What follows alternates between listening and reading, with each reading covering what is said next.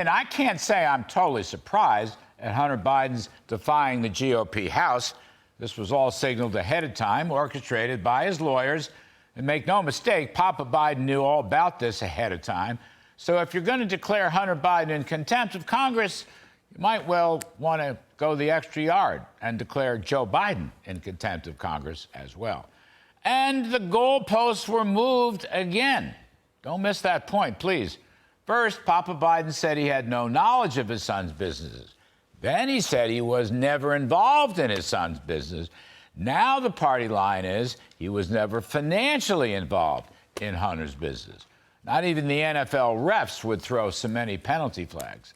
I can't say for sure, but I can ask about all these little family LLCs that took Chinese money on the one end and filtered through what looks like an awful lot of elaborate monetary laundering scheme that winds up paying Joe Biden's bills on the other end, or loans without loan documentation, or what went on with all those Cafe Milano meals and Oval Office phone calls, or sitting next to Hunter while shaking down a Chinese investor who happens to be a Chinese Communist Party apparatchik, or the mysterious Burisma bribery charges where no one can still find the former CEO of Burisma to this day, or, of course, what exactly Hunter was selling that people from Russia, China, Ukraine, Romania, Kazakhstan, and so forth were actually buying.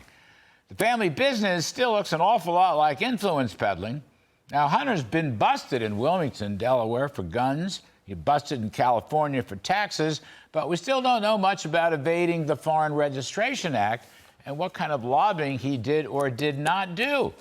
Now, if you say it's all circumstantial, I suppose you might have a point. But Oversight Chair Jamie Comer has a lot of suspicious-looking bank deposit records.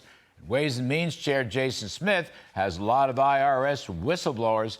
And when you have this volume of evidence, you suspect it's going to come to something.